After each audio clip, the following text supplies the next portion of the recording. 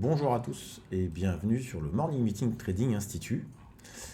Alors, on va préparer notre semaine aujourd'hui puisqu'on est lundi. Donc, premier élément de la semaine sur le calendrier Investing puisqu'il est plutôt sympathique et gratuit. Vous pouvez faire ça. Alors, petit rappel, vous avez les filtres ici. Donc, vous choisissez les zones que vous souhaitez suivre. Voilà, une fois que vous avez suivi ça, moi je vous conseille de tout afficher. Et puis les 2 et 3 étoiles, ça suffit amplement. Alors, on a pour cette semaine, en termes d'actualité, en général, le lundi, il n'y a pas grand-chose. Si vous vous souvenez bien, si vous regardez un petit peu les différents éléments, le lundi, c'est plutôt une journée calme, entre guillemets. Donc aujourd'hui, on n'a rien de spécial sur les marchés, en tout cas. On aura ce soir le discours de Madame Lagarde. Donc elle repart le 18 décembre, donc c'est dans un mois. Donc ces discours vont commencer à être intéressants dans le sens où on est déjà à 2 semaines du dernier discours qu'elle a fait. Donc quand on sort d'un discours de Madame Lagarde, forcément, la semaine d'après ou 2 semaines après, elle va dire la même chose. Et puis plus on va s'approcher d'une nouvelle réunion, plus elle aura des données statistiques en plus sur l'économie, et plus elle va commencer à apporter des informations en plus. Dans tous les cas, c'est à 19h30, donc c'est en dehors de notre session de trading, en tout cas pour le scalping. Ce sera l'événement du jour. Sur la semaine, je cherchais surtout les 3 étoiles. On a l'inflation en Europe demain, donc c'est toujours mi-mois et à la fin du mois pour le mois précédent. Donc c'est un chiffre important. Quand il arrive à mi-mois, souvent, ça sera le même chiffre qui va sortir à la fin du mois. Donc on aura déjà des données importantes. Je vous rappelle, l'objectif, c'est 2% pour la BCE. Pour qu'elle continue à baisser ses taux, il faut ça. Ils estiment quand même qu'il faut qu'il y ait un plateau, donc c'est-à-dire que l'inflation est bien descendue, maintenant elle reste sur un plateau, donc on peut d'ailleurs aller chercher le graphique de l'inflation. Voilà. Donc je vous rappelle, quand vous avez une 3 étoiles surtout, essayez d'apprendre un petit peu ça, ou de connaître par cœur, c'est toujours intéressant. Et puis vous avez un graphique en dessous. Voilà. Donc ce qui nous intéresse ici, vous voyez, qu'on était en zone d'hyperinflation, on est monté à 10%, c'était en novembre 2022. Et puis forcément, comme c'est d'un mois sur l'autre, l'inflation est fortement descendue. Voilà, et si je resserre un petit peu, vous voyez que l'objectif des 2% de la BCE, on l'a eu 10-2004, donc juste là, le mois dernier. C'était plutôt positif, donc c'est plutôt bien. Cet objectif de 2%, c'est pour 2025. Et on est déjà en 2024 sur cet objectif. Donc on est toujours dans la bonne situation. On anticipe un petit retour de l'inflation au-dessus des à 2% pour cet après-midi. On verra éventuellement les données qui peuvent nous faire penser ça. Une des données aurait pu être l'énergie, mais pour l'instant le pétrole ne bouge pas. Mais attention, c'est d'une année sur l'autre, donc il faut voir quel était le cours du pétrole il y a un an pour se dire est-ce que ça a évolué ou pas par rapport à l'année dernière. Sur les PC mensuels, vous voyez qu'on reprend un petit peu aussi, donc on va voir un petit peu les statistiques. En tout cas, ça sera demain. Ça, c'est un chiffre important. On a les mises en chantier l'après-midi, alors ça reste un chiffre important, mais on est dans les 1,3 million, 1,4 million sur les permis de construire. Donc il y a toujours plus de permis de construire que de mise en chantier, parce qu'une fois qu'on a son permis, il faut lancer le chantier, donc forcément, il y en a qui ne lancent pas les chantiers, et du coup il y a une différence entre ces 2 chiffres, mais l'important c'est que ces 2 chiffres restent assez élevés. Pendant les subprimes, on était descendu sur les 500 000 permis de construire par mois, donc on a 1 440 000, donc le secteur de l'immobilier pour l'instant aux États-Unis n'a pas d'impact, se porte bien. On aura mardi l'IPC au Canada, donc rien de spécial. Donc on aura jusqu'à 14h30 mardi, donc on va continuer notre semaine. Mercredi, donc on a toujours des IPC, en Angleterre, pas vraiment d'impact, sauf pour ceux qui font du 6B, c'est ceux qui aiment bien faire du trading sur l'euro sterling. Vous aurez pas mal d'éléments.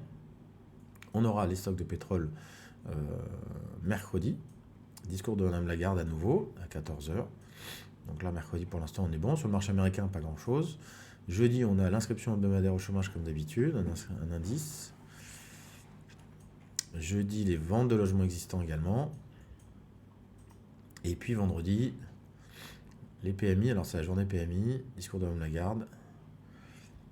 On a les PMI en Europe, et en général, on a les PMI également aux États-Unis. Voilà. Donc on aura les PMI aussi au marché américain. Donc ça sera plutôt à leur attention d'ici de Michigan. Pour que nous, il est 3 étoiles et pas 2 étoiles. Pardon. Un petit peu malade, comme vous pouvez l'entendre. Donc on n'a pas de grosses informations cette semaine au niveau macroéconomique. Aujourd'hui, pas grand-chose. On va voir un petit peu comment ça se passe. Alors attention, on est sur les statistiques. On va passer sur les résultats d'entreprise. Puisque les résultats d'entreprise de cette semaine, on attend, comme vous le savez tous, le 20 novembre. On en avait déjà parlé. Alors on va retirer Hong Kong. Voilà. Voilà, ça va être plus simple. On a Xiaomi, parce que souvent vous avez vu que Xiaomi, Alibaba, etc. sont des sociétés qui sont cotées à la fois à Hong Kong et aux États-Unis. Donc vous avez dans tous les cas l'information. Donc lundi, on n'a rien de spécial. Ce sera le 20 novembre, on aura Nvidia, qui est celle qui publie dans les 7 merveilleuses, toujours en retard par rapport aux autres, en tout cas plus tardivement. Là, on est toujours en pleine période des publications de résultats. Mardi, on a Walmart. Alors, c'est une indication importante. Walmart, c'est le Carrefour, Auchan américain. Hein, c'est la grande superficie, le supermarché. Et si ils ont des bons chiffres, ça veut dire que les Américains ont consommé. Donc, c'est un élément aussi qui peut donner des informations sur la consommation des Américains. Sur le dernier trimestre. Puisqu'on est sur les résultats trimestriels. Pour l'instant, on a quoi? Lundi, mardi, c'est tout. Mercredi. Ah, voilà. Donc, on descend. Mercredi, on a Nvidia. Donc ça sera le temps fort. Clôture de journée. Hein, donc après les marchés. Et ce sera un moment très important. Ça va nous apporter pas mal d'informations. On a Palo Alto Networks aussi, qui est un antivirus qui touche beaucoup l'intelligence artificielle, comme CrowdStrike. Vous avez vu qu'il y a eu des histoires sur CrowdStrike il y a quelques temps. Et donc tous ces éléments sont importants. Donc mercredi, on a des chiffres importants.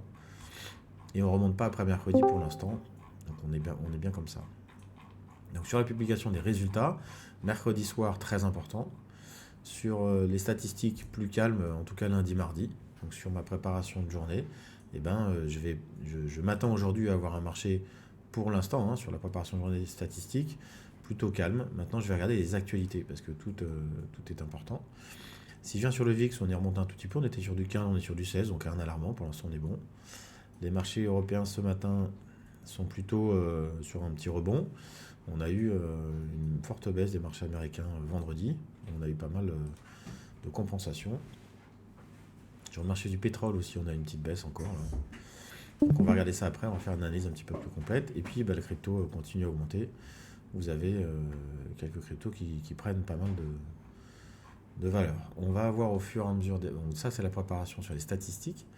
Je vais regarder maintenant l'actualité. On va mettre ça en français. Et donc, puisqu'on attend une arrivée de Mr. Trump au pouvoir le 20 janvier et qu'il s'est fait fort d'arrêter le conflit en Europe entre la Russie et l'Ukraine, ce qui serait bien pour tout le monde, surtout pour les populations, vous sentez que depuis son élection, ce qu'on n'avait pas avant, où on avait beaucoup d'Américains, enfin, le gouvernement américain envoyait beaucoup d'argent pour défendre, vous voyez que maintenant les alliés de l'Ukraine comptent sur Zelensky pour trouver un moyen de mettre fin à la guerre. Donc on commence à entrer dans les négociations et il commence à changer un petit peu ces éléments. La Corée du Nord souhaite envoyer des soldats, donc elle est toujours là pour aider Poutine. Les Chinois se préparent bien entendu elle dit qu'elle va être sympathique avec Trump, mais qu'elle est prête à se battre s'il le faut. Alors, bien entendu, il ne s'agit pas d'une guerre, il s'agit d'une guerre commerciale.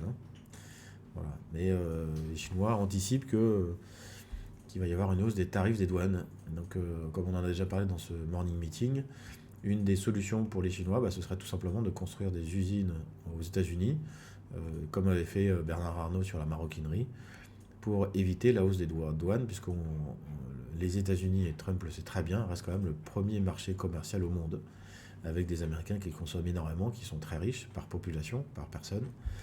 Et donc tout le monde a besoin d'être ami avec les Américains.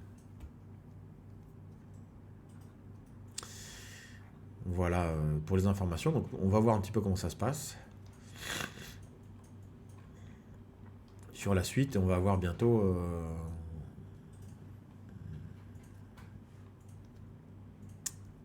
on va voir bientôt comment ça se passe sur la suite, sur les premiers amendements de Trump. On a Goldman Sachs qui va commencer à opter pour l'or. Alors on a une baisse des taux qui arrive aux États-Unis. Alors pourquoi est-ce que ça a un impact sur l'or? Il y a plusieurs éléments qui font monter l'or. Le premier élément qui fait monter l'or, bien sûr, c'est la demande, et donc notamment les banques centrales, mais aussi la population. Mais les banques centrales ont beaucoup acheté et continuent à acheter des réserves d'or. Le deuxième élément, c'est qu'en fait, on cherche ce qu'on appelle la flight to quality, donc on cherche la qualité quand on est gérant de portefeuille, la performance. Et cette performance, par exemple, sur l'or, elle vous est donnée uniquement par le prix du sous-jacent. Et donc le prix est bien monté, mais si les taux des Américains commencent à baisser, on aura moins de rentabilité sur les taux, il va donc falloir trouver un autre sous-jacent qui puisse apporter cette rentabilité. Et donc quand les taux augmentent, notamment pour les banques centrales et aux États-Unis, eh ben, l'or normalement doit baisser, ça ne s'est pas passé cette fois-ci, mais ça se passe en général, sur l'histoire, si vous regardez sur les 30 ou 40 dernières années. Et inversement, quand les taux américains baissent, eh ben, l'or augmente. Pourquoi? Parce que les gérants de portefeuille laissent tomber les obligations, entre guillemets, allègent leur position sur les obligations pour aller sur d'autres sous-jacents, d'autres actifs. L'or fait partie aussi d'un des éléments, d'une des pattes de Ray Dalio. Si vous connaissez, c'est le premier gérant de hedge fund au monde, du plus gros hedge fund mondial qui s'appelle Bridgewater. Et il a une gestion sur plusieurs actifs. Nous on appelle ça les 4 saisons, lui il appelle ça le weather management, donc la gestion du temps. Et une de ses pattes, c'est d'avoir de l'or, c'est d'avoir des matières premières. Donc on va vous faire une vidéo un peu plus détaillée, un peu plus explicative de la façon dont gère Ray Dalio et comment, si vous souhaitez, vous pourrez répliquer son portefeuille avec des ETF par exemple, tout simplement. Voilà, donc c'est un gérant de portefeuille qui a dans les 8-9% de performance annualisée sur les 20 ou 30 dernières années, ce qui est plutôt une belle performance. Et en tout cas, dans les périodes de crise, son portefeuille ne baisse que très peu par rapport à quelqu'un qui aurait que de l'action ou que des choses comme ça. Donc c'est toujours quelque chose d'intéressant d'avoir une bonne gestion sur du patrimoine. Voilà pour l'actualité. Donc on va chercher un petit peu, on va regarder un peu ce qui se passe dans l'immédiateté. On n'a rien de spécial pour l'instant.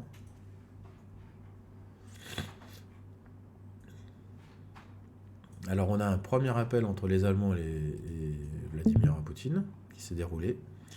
Donc on nous explique là qu'on a raté la plus importante partie de leur appel depuis 2 ans.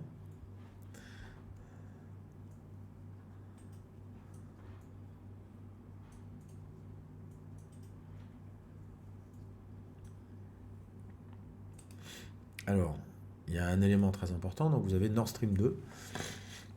Si vous vous souvenez, donc Poutine fait des avances à Schulz en suggérant que la dernière partie intacte des gazoducs Nord Stream pourrait être rapidement remise en service si l'Allemagne aidait la Russie en Ukraine, en rejetant les plans annoncés par Trump de passer par une escalade ou une désescalade. Donc ça veut dire quoi? Nord Stream 1, Nord Stream 2, ce sont des... Je vais mettre ça rapidement. On va mettre une petite carte de l'Europe. Je vais vous expliquer.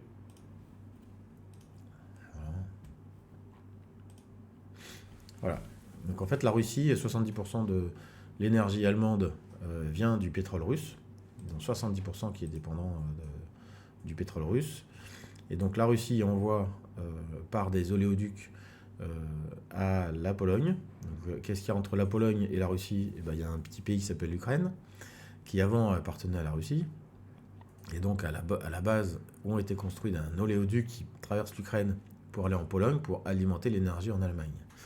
Chaque fois qu'il y a de l'énergie qui passe par cet oléoduc, l'Ukraine prend des taxes. Et donc ça énerve fortement Mr. Poutine, qui a donc créé avec l'Allemagne ce qu'on appelle Nord Stream 1, Nord Stream 2.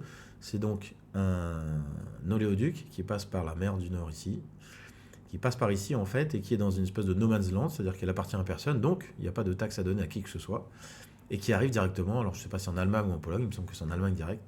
Et donc cet oléoduc qui avait été saboté soi-disant, Nord Stream 1, Nord Stream 2, puisqu'il y en a 2 sous la mer, en fait n'a jamais fonctionné, n'a jamais été mis en place, tout simplement parce que la communauté européenne estime que c'est de la concurrence déloyale. Et parce que du coup ça passe plus par l'Ukraine.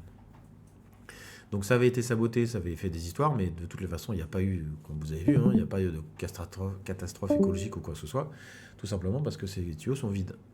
Ils sont vides de gaz, ils sont vides de pétrole, ils pourraient être remplis, et arriver directement en Allemagne, la route est quand même plus courte. Ça évite aussi les taxes en Ukraine. Voyez. Est-ce que Pologne en prend? Je ne sais pas. Je ne sais pas vous dire. Je ne suis pas à ce point-là dans le dossier, mais je sais que l'Ukraine en prend. Et voilà, c'est une des raisons pour laquelle ils souhaitent reprendre l'Ukraine et arriver directement ici sur son énergie. Voilà leur outil, leur sujet de discussion. Et donc les Allemands, avec tout ce qui a été comme restriction sur l'Allemagne, sur la Russie, pardon, devaient arrêter d'acheter de l'énergie aux Russes. Ils ont passé pas mal de messages dans la population parce que on peut ramener de la mer du Nord des chalutiers du Brent Malheureusement, ça ne compense pas, ça ne suffit pas euh, pour faire tout le volume qui est généré par tout ce qui est apporté par la Russie. Donc, dans tous les cas, bah, même pendant les restrictions, l'Allemagne a continué à acheter à la Russie le gaz et le pétrole dont elle a eu besoin, notamment pour l'hiver, pour sa population. Donc, on a mis des barrières à la Russie sur plein de choses, mais l'Allemagne a quand même continué à acheter parce qu'elle en a besoin, en fait. Elle ne peut pas se passer de ce pétrole et de ce gaz. Donc, pour revenir sur cette information, eh ben, c'est un des principaux sujets. Pourquoi Vladimir Poutine aimerait que Scholz achète en direct et les aide, et vous avez vu que Poutine propose de le remettre en place lui-même, et ben, c'est ça qui est une grosse partie de, de leur économie. Voilà. Donc c'est très important pour les deux, hein. Aussi bien pour Poutine de vendre et que pour Scholz d'acheter, parce qu'il n'a pas de solution alternative. Ils ne sont pas comme en France avec beaucoup de nucléaire ou de quoi que ce soit. Nous, on arrive presque à être autonome, je dis presque, mais voilà, eux ne sont pas du tout autonomes. Ils ont, avec Madame Merkel, fait une croix sur tout ce qui était nucléaire. Donc s'ils veulent relancer le nucléaire, la fabrication d'un EPR, c'est minimum 5 ans, sans compter les délais de rallongement, qui sont en général de 5 ans aussi. Donc on a pas mal d'EPR qui sont en retard. Mais voilà, ça, pour changer son énergie, ça ne se fait pas du jour au lendemain. Voilà pour cette actualité, donc pour les différents éléments. On va regarder S&P 500. Voilà, et vendredi, il est bien tombé. Alors, elle est toujours à l'envers, hein, Tesla, là, elle est montée, elle, par rapport aux autres qui sont descendus.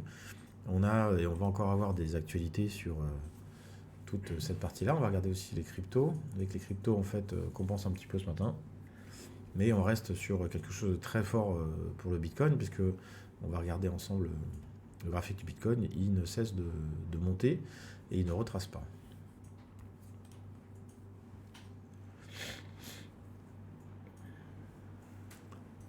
Je vais démarrer la station.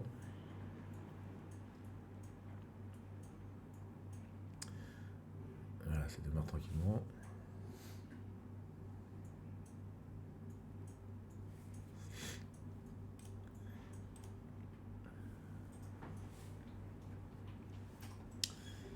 Alors, en attendant qu'elle démarre, je vous rappelle juste que nous serons présents à Investir Day sur cette réunion-là. Donc je vais demander à ce qu'on rajoute nos photos, hein. C'est peut-être moi qui dois les renvoyer. De 15h15 à 16h, on fera le live de l'ouverture du marché. C'est pas le stage 1. Donc c'est sur la première, comment ça s'appelle, estrade.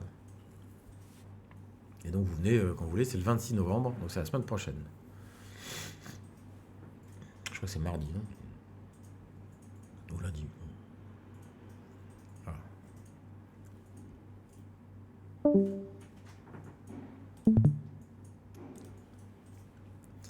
Voilà, on va démarrer les éléments. On va se mettre sur du daily.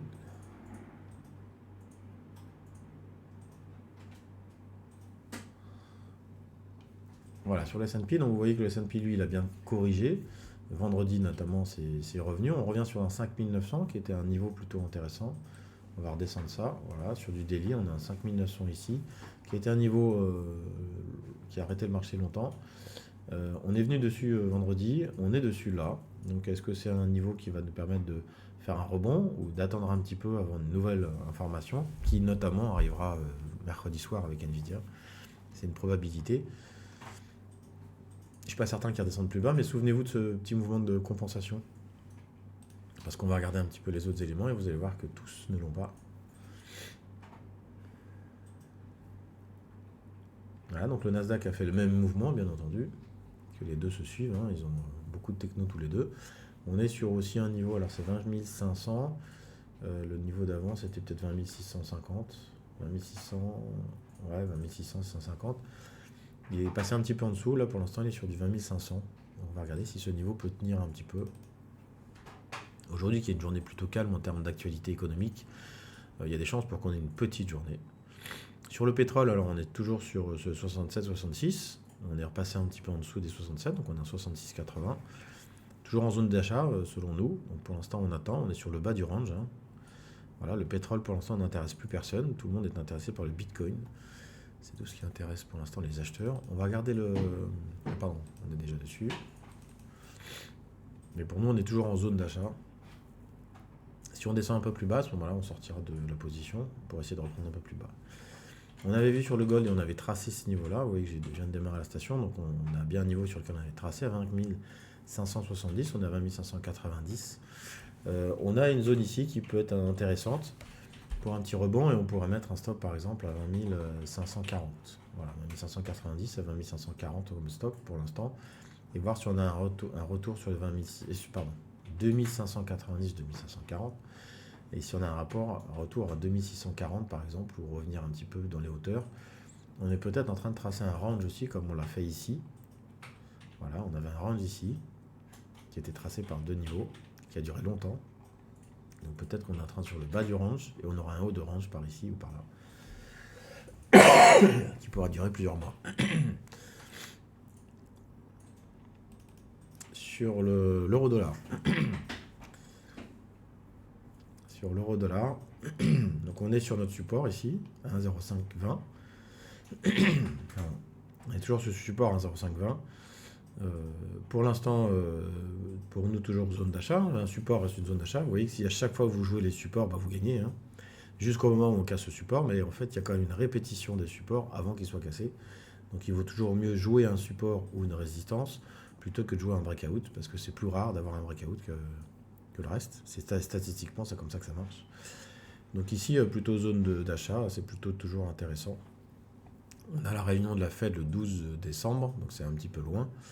On verra un petit peu dans la semaine les statistiques qui peuvent changer tout ça. On va aller voir notre camarade le BTC aussi. Et donc là, si vous vous souvenez un petit peu du Nasdaq et du S&P qui ont retracé, et bien lui en fait il ne retrace pas du tout. C'est-à-dire qu'au lieu de redescendre, il avait commencé sa descente ici là, et bien il s'arrêtait net et il continue à monter. Donc on est typiquement sur un marché où il n'y a pas de vendeurs, que des acheteurs, des petites compensations, mais on sent que les gens en fait conservent cet actif pour l'instant. Ici on avait eu un retracement, vous voyez que c'est plutôt flagrant, hein. On a une belle hausse, puis ça retrace. Ici il n'y a aucun retracement, il n'y a aucun vendeur, aucune personne qui souhaite laisser. Donc on va peut-être repartir sur une phase d'accélération, ça va être la surprise. On a une valeur, alors attendez c'est où? On va regarder ensemble. Il y a une valeur aussi, on en a parlé aussi ici, qui s'appelle Coinbase. Si vous voulez jouer les cryptos, qui est une bonne valeur aussi, vous voyez qu'elle est à 305 vendredi, elle est à 310 avant ouverture. Pourquoi? Parce qu'elle ressemble un petit peu au graphique du Bitcoin. Vous voyez qu'elle, déjà, elle était avant la forte hausse, déjà arrivée sur ces niveaux-là, contrairement au Bitcoin. Donc elle a déjà coté dans les 300, 275, 280. Là on est à 305, on n'est pas très loin, donc c'est pas une forte hausse, vous voyez, sur la durée. C'est une hausse régulière ici. Et surtout, ça a été l'application donc la plus téléchargée la semaine dernière et la semaine d'avant aux États-Unis. Et c'est le courtier qui permet, d'ailleurs on m'a demandé avec quoi on pouvait jouer les cryptos. Il y a Coinbase, qui est un bon sous-jacent, enfin une bonne valeur. Et vous voyez, quand on la met dans ces eaux-là, sur du 5 heures ou sur du daily, et ben elle est comme le Bitcoin, c'est-à-dire qu'elle ne veut pas descendre. Son retracement, il a déjà été fait, elle n'arrive pas à aller en dessous. Donc où est-ce qu'elle peut aller, j'en sais rien, mais en tout cas, je trouve que c'est un sous-jacent plutôt intéressant à travailler.